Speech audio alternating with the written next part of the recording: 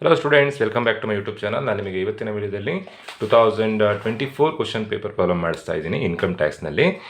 ಅದರಲ್ಲಿ ನಿಮಗೆ ಸಿಂಪಲ್ ಒಂದು ಪ್ರಾಬ್ಲಮ್ ಕೊಟ್ಟಿದ್ದಾರೆ, ಟೋಟಲ್ ಇನ್ಕಮ್ ಪ್ರಾಬ್ಲಮ್ ಕೊಟ್ಟಿದ್ದಾರೆ. ಅದನ್ನು ಹೇಗೆ ಮಾಡಬೇಕು ಅಂತ ತಿಳಿಸ್ತಾ ಇದ್ದೀನಿ. ಕ್ವಶನ್ ಈ ಥರದಲ್ಲಿದೆ. ಶ್ರೀಮತಿ ತನುಶ್ರೀ ಅವರ ಇನ್ಕಮ್ಗಳು ಈ ಥರದಲ್ಲಿದೆ. ಈ ಇನ್ಫಾರ್ಮೇಷನನ್ನು ನೋಡಿಕೊಂಡು ನೀವು ಅವರ ಟೋಟಲ್ ಇನ್ಕಮನ್ನು ಫೈಂಡ್ ಔಟ್ ಮಾಡಬೇಕು.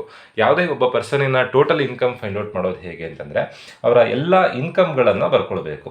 ಇನ್ಕಮ್ಗಳು ಯಾವ್ದು, ಟ್ಯಾಕ್ಸಿನ ಪ್ರಕಾರ ಇನ್ಕಮ್ ಯಾವ್ದು ಅಂತಂದರೆ, ನೀವು ಎಲ್ಲ ಸೆಮ್ಮಲ್ಲಿ ಲಾಸ್ಟ್ ಸೆಮ್ಮಲ್ಲಿ ಇನ್ಕಮ್ ಟ್ಯಾಕ್ಸ್ ಓದಿದ್ದೀರಾ, ಈ ಸೆಮ್ಮಲ್ಲಿ ಇನ್ಕಮ್ ಟ್ಯಾಕ್ಸ್ ಓದಿದ್ದೀರಾ. ಅದರಲ್ಲಿ ಇನ್ಕಮ್ ಅಂತ ಬರುವಂಥ ಚಾಪ್ಟರ್ ನೇಮ್ಗಳನ್ನು ಬರೆದ್ರೆ ಆಯಿತು. ಲಾಸ್ಟ್ ಸೆಮ್ಮಲ್ಲಿ ಓದಿರುವಂಥದ್ದು ಇನ್ಕಮ್ ಫ್ರಮ್ ಸ್ಯಾಲ್ರಿ. ಈ ಸೆಮ್ಮಲ್ಲಿ ಓದಿರುವಂಥದ್ದು ಫಸ್ಟ್ ಚಾಪ್ಟರ್ ಯಾವುದು, ಇನ್ಕಮ್ ಫ್ರಮ್ ಹೌಸ್ ಪ್ರಾಪರ್ಟಿ. ನಾನಿಲ್ಲಿ ಡಿಟೋ ಬರ್ಕೊಂಡಿದ್ದೀನಿ, ನೀವು ಎಕ್ಸಾಮ್ನಲ್ಲಿ ಹೀಗೆ ಬರೀಲಿಕ್ಕಿಲ್ಲ. Next income from business or profession. Next capital gain. Next income from other sources.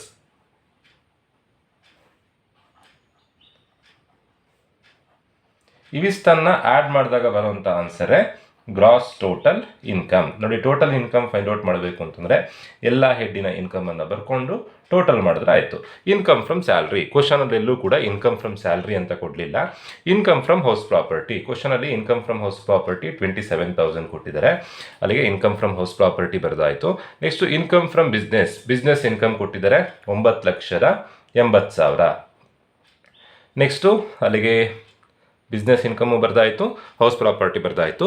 Capital gain ಕೊಟ್ಟಿದ್ದಾರೆ. ಕ್ಯಾಪಿಟಲ್ ಗೇನಲ್ಲಿ 2 ಥರ ಬರುತ್ತೆ, ಲಾಂಗ್ ಟರ್ಮ್ ಕ್ಯಾಪಿಟಲ್ ಗೇನ್ ಮತ್ತು ಶಾರ್ಟ್ ಟರ್ಮ್ ಕ್ಯಾಪಿಟಲ್ ಗೇನ್. ಈ ಪ್ರಾಬ್ಲಮಲ್ಲಿ ಯಾವ್ದು ಕೊಟ್ಟಿದ್ದಾರೆ ನೋಡೋಣ. Long term capital gain, short term capital gain. ಈ ಪ್ರಾಬ್ಲಮ್ನಲ್ಲಿ capital gain in respect of short term capital assets, short term capital gain ಕೊಟ್ಟಿದ್ದಾರೆ 5,000 ಕೊಟ್ಟಿದ್ದಾರೆ. But long term capital loss ಕೊಟ್ಟಿದ್ದಾರೆ 20,000 ರೂಪಾಯಿ ಕೊಟ್ಟಿದ್ದಾರೆ. ಸೊ ಈ ಕಾನ್ಸೆಪ್ಟ್ ನಿಮಗೆ ಅರ್ಥ ಆಗಬೇಕು ಅಂತಂದರೆ, set of and carry forward of losses ಅಂತ ಒಂದು ಥಿಯರಿ ಇದೆ. ಆ ಥಿಯರಿ ಎಕ್ಸಾಮಿಗೆ ತುಂಬಾ ಇಂಪಾರ್ಟೆಂಟ್.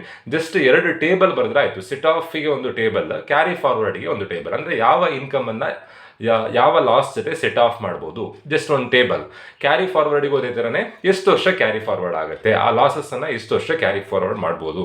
ಸೊ ಸೆಟ್ ಆಫ್ ಅಂತಂದರೆ ಯಾವ ಇನ್ಕಮಲ್ಲಿ ಕಳಿಬೋದು. ನಾನಿಲ್ಲೊಂದು ಎಕ್ಸಾಂಪಲ್ ಹೇಳ್ತೀನಿ. ಫಾರ್ ಎಕ್ಸಾಂಪಲ್, ಈಗ ಲಾಂಗ್ ಟರ್ಮ್ ಕ್ಯಾಪಿಟಲ್ ಗೇನ್ ಇದೆ, ಲಾಂಗ್ ಟರ್ಮ್ ಕ್ಯಾಪಿಟಲ್ ಲಾಸ್ ಇದೆ ಅಂತ ಅನ್ಕೊಳ್ಳೋಣ. ಗೇನ್ ಮತ್ತು ಲಾಸ್ ಎರಡನ್ನೂ ಕೊಟ್ಟಿದ್ದಾರೆ.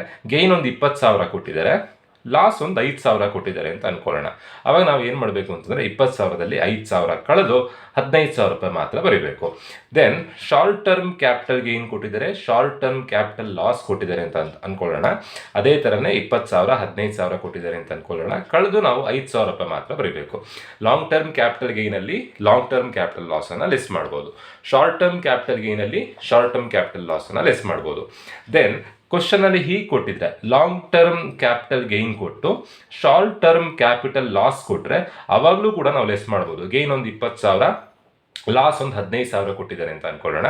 ಗೇನಲ್ಲಿ ಲಾಸನ್ನು ಲೆಸ್ ಮಾಡಿ ಬರಿಬೋದು. ಲೆಸ್ ಮಾಡಿದಾಗ ಎಷ್ಟಾಗುತ್ತೆ, 5,000 ಮಾತ್ರ. ಕ್ಯಾಪಿಟಲ್ ಗೇನ್ ಅಂತ ನೀವು 5,000 ಮಾತ್ರ ಬರಿಬೇಕಾಗುತ್ತೆ. ಅದೇ ಒಂದು ವೇಳೆ ಶಾರ್ಟ್ ಟರ್ಮ್ ಕ್ಯಾಪಿಟಲ್ ಗೇನ್ ಕೊಟ್ಟು ಲಾಂಗ್ ಟರ್ಮ್ ಕ್ಯಾಪಿಟಲ್ ಲಾಸ್ ಕೊಟ್ಟಿದ್ರೆ, ಶಾರ್ಟ್ ಟರ್ಮಲ್ಲಿ ಲಾಂಗ್ ಟರ್ಮನ್ನು ಲೆಸ್ ಮಾಡ್ಲಿಕ್ಕೆ ಆಗಲ್ಲ. ನೆನ್ಪಿಟ್ಕೊಳ್ಳಿ, long term minus long term ಗೇನಲ್ಲಿ ಲಾಸ್ ಲೆಸ್ ಮಾಡ್ಬೋದು. ಶಾರ್ಟ್ ಟರ್ಮಲ್ಲಿ ಶಾರ್ಟ್ ಟರ್ಮನ್ನು ಲೆಸ್ ಮಾಡ್ಬೋದು. ಈವನ್ ಲಾಂಗ್ ಟರ್ಮಲ್ಲೂ ಶಾರ್ಟ್ ಟರ್ಮನ್ನು ಲೆಸ್ ಮಾಡ್ಬೋದು.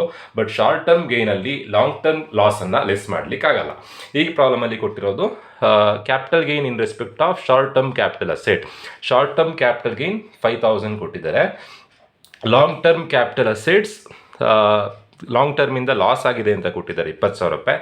ಈ ಲಾಸನ್ನು ಶಾರ್ಟ್ ಟರ್ಮಲ್ಲಿ ಸೆಟ್ ಆಫ್ ಮಾಡಲಿಕ್ಕೆ ಆಗಲ್ಲ. ಸೊ ನೀವು ಇಲ್ಲಿ ಲಾಂಗ್ ಟರ್ಮ್ ಕ್ಯಾಪಿಟಲ್ ಗೇನ್ ಬದಲು ಲಾಂಗ್ ಟರ್ಮ್ ಕ್ಯಾಪಿಟಲ್ ಲಾಸ್ ಅಂತ ಬರ್ಕೊಂಡು C/F ಅಂತ ಬರೀಬೇಕು. C/F ಅಂತಂದರೆ ಕ್ಯಾರಿ ಫಾರ್ವರ್ಡ್. ಒಂದು ವೇಳೆ ಇದೇ ಪ್ರಾಬ್ಲಮ್ನಲ್ಲೇ ಲಾಂಗ್ ಟರ್ಮ್ ಕ್ಯಾಪಿಟಲ್ ಲಾಸ್ ಮಾತ್ರ ಕೊಟ್ಟಿದ್ದಾರೆ ಅಂತ ಅನ್ಕೊಳ್ಳೋಣ, ಅಥವಾ long term capital gain, long term capital loss ಎರಡೂ ಕೊಟ್ಟಿದ್ದಾರೆ ಅಂತ ಅನ್ಕೊಳ್ಳೋಣ. ಗೇನ್ ಒಂದು 30,000 ಇದೆ, ಲಾಸ್ ಒಂದು 50,000 ಇದೆ ಅಂತ ಅನ್ಕೊಳ್ಳೋಣ. ಅವಾಗ ಏನು ಮಾಡಬೇಕು, ಗೇನಲ್ಲಿ ಲಾಸನ್ನು ಲೆಸ್ ಮಾಡಬೇಕು. ಗೇನಲ್ಲಿ ಲಾಸನ್ನು ಲೆಸ್ ಮಾಡಿದಾಗ 30,000ದಲ್ಲಿ 50,000 ಕಳೆದ್ರೆ -20,000 ಆಗುತ್ತೆ. ಆ ಮೈನಸನ್ನು ಬೇರೆ ಯಾವುದರಲ್ಲೂ ಕಳೀಲಿಕ್ಕೆ ಬರಲ್ಲ. ಹಾಗಾಗಿ ಅವಾಗ ಬರೀ ಲಾಸ್ ಮಾತ್ರ ಬಂದರೆ ಏನು ಮಾಡಬೇಕು, ಕ್ಯಾರಿ ಫಾರ್ವರ್ಡ್ ಅಂತ ಬರೀಬೇಕು. ಲಾಂಗ್ ಟರ್ಮ್ ಕ್ಯಾಪಿಟಲ್ ಲಾಸ್ ಕೊಟ್ಟಿದ್ರೆ ಕ್ಯಾರಿ ಫಾರ್ವರ್ಡ್. ಇದೇ ಪ್ರಾಬ್ಲಮಲ್ಲೇ ಲಾಂಗ್ ಟರ್ಮ್ ಕ್ಯಾಪಿಟಲ್ ಗೈನೂ ಕೊಟ್ಟಿದ್ರೆ ಗೈನಲ್ಲಿ ಲಾಸನ್ನು ಕಳೆದು ಬರೀಬೇಕಿತ್ತು. ಒಂದು ವೇಳೆ ಲಾಸೇ ಜಾಸ್ತಿ ಇದ್ದರೆ ಅದು ಬೇರೆ ಯಾವುದರಲ್ಲೂ ಕಳೀಲಿಕ್ಕಾಗಲ್ಲ, ಕ್ಯಾರಿ ಫಾರ್ವರ್ಡ್ ಅಂತ ಬರೀಬೇಕು. ನೆನ್ಪಿಟ್ಕೊಳ್ಬೇಕಾಗಿರೋದು ನೀವು ಯಾವುದರಲ್ಲಿ ಯಾವುದನ್ನು ಕಳಿಬೋದು. ಲಾಂಗ್ ಟರ್ಮಲ್ಲಿ ಲಾಂಗ್ ಟರ್ಮನ್ನು ಕಳಿಬೋದು, ಶಾರ್ಟ್ ಟರ್ಮಲ್ಲಿ ಶಾರ್ಟ್ ಟರ್ಮನ್ನು ಕಳಿಬೋದು. ಈವನ್ ಲಾಂಗ್ ಟರ್ಮ್ ಕ್ಯಾಪಿಟಲ್ ಗೇನಲ್ಲೂ ಶಾರ್ಟ್ ಟರ್ಮನ್ನು ಕಳಿಬೋದು, ಬಟ್ ಶಾರ್ಟ್ ಟರ್ಮಲ್ಲಿ ಲಾಂಗ್ ಟರ್ಮನ್ನು ಕಳೀಲಿಕ್ಕಾಗಲ್ಲ. ಈಗ ಕೊಟ್ಟಿರೋದು ಶಾರ್ಟ್ ಟರ್ಮ್. ಈ ಶಾರ್ಟ್ ಟರ್ಮ್ನಲ್ಲಿ ಫಾರ್ ಎಕ್ಸಾಂಪಲ್ ಈಗ ಲಾಂಗ್ ಟರ್ಮ್ ಅಮೌಂಟ್ ಜಾಸ್ತಿ ಇದೆ. ಎಷ್ಟು ಅಮೌಂಟ್ ಕೊಟ್ಟಿದ್ದಾರೆ ಅಂತಂದರೆ 20,000 ಕೊಟ್ಟಿದ್ದಾರೆ. 20,000 ಕೊಡೋ ಬದಲು ಬರೀ 2,000 ಮಾತ್ರ ಕೊಟ್ಟಿದ್ದಾರೆ ಅಂತ ಅನ್ಕೊಳ್ಳೋಣ. ಅವಾಗ 5,000ದಲ್ಲಿ 2,000 ಕಳೆದು 3,000 ರೂಪಾಯಿ ಬರೀಲಿಕ್ಕೆ ಆಗಲ್ಲ. ಯಾಕೆ ಅಂತಂದರೆ ಶಾರ್ಟ್ ಟರ್ಮಲ್ಲಿ ಲಾಂಗ್ ಟರ್ಮನ್ನು ಸೆಟ್ ಆಫ್ ಮಾಡಲಿಕ್ಕೆ ಆಗಲ್ಲ. ಸೊ ಅಲ್ಲಿಗೆ ಎರಡೂ ಕ್ಯಾಪಿಟಲ್ ಗೇನ್ ಕ್ಯಾಪಿಟಲ್ ಲಾಸನ್ನು ಕನ್ಸಿಡರ್ ಮಾಡಿ ಆಯಿತು. ಬೇರೆ ಯಾವುದೇ ಇನ್ಕಮ್ ಕೊಡಲಿಲ್ಲ. ಬೇರೆ ಯಾವುದಾದ್ರೂ ಇನ್ಕಮ್ ಕೊಟ್ಟಿದ್ರೆ ಅದರ್ ಸೋರ್ಸಿಗೆ ಬರೀಬೇಕಿತ್ತು.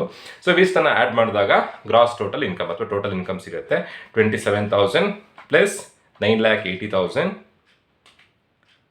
ಪ್ಲಸ್ 5,000. ಬರೋಂಥ ಆನ್ಸರ್ ಎಷ್ಟು ಅಂತಂದರೆ 10,12,000. ಇದರಿಂದ ಏನಾದರೂ ಡಿಡಕ್ಷನ್ಸ್ ಇದ್ದರೆ ಲೆಸ್ ಮಾಡಬೇಕಿತ್ತು. ಯಾವುದೇ ಥರ ಡಿಡಕ್ಷನ್ಸ್ ಕೊಡಲಿಲ್ಲ. 27,000 plus 9,80,000 plus 5,000. The final answer is 10,12,000. Simple problem. Hope ಎಲ್ರಿಗೂ ವಿಡಿಯೋ ಅರ್ಥ ಆಗಿದೆ ಅಂತ ಅನ್ಕೊಳ್ತಾ ವಿಡಿಯೋ ಮುಗಿಸ್ತಾ ಇದ್ದೀನಿ. ಈ ಸೆಟ್ ಆಫ್ ಮತ್ತು ಕ್ಯಾರಿ ಫಾರ್ವರ್ಡ್ ಅರ್ಥ ಆಗಬೇಕು ಅಂತಂದರೆ ಆ ಟೇಬಲ್ ಓದ್ಕೊಳ್ಬೇಕು. ಕನ್ಫರ್ಮ್ ಎಕ್ಸಾಮಿಗೆ 10 ಮಾರ್ಕ್ಸಿಗೆ ಬರುವಂಥ ಕ್ವಶನ್ ಅದು. ಯಾವ್ದು ಇಂಪಾರ್ಟೆಂಟ್ ಕ್ವಶನ್ಸ್ ಬರುತ್ತೆ ಅನ್ನೋದನ್ನು ನಾನು ನಿಮಗೆ ಆಲ್ರೆಡಿ ವಿಡಿಯೋ ಮಾಡಿದ್ದೀನಿ. ಅದರಲ್ಲಿ ಇಂಪಾರ್ಟೆಂಟ್ ಕ್ವಶನ್ಸ್ ನೋಡ್ಕೊಳ್ಳಿ, ನಿಮಗೆ ಎಕ್ಸಾಮಿಗೆ ಯೂಸ್ ಆಗುತ್ತೆ ಅಂತ ಹೇಳ್ತಾ ವಿಡಿಯೋ ಮುಗಿಸ್ತಾ ಇದ್ದೀನಿ. Thank you.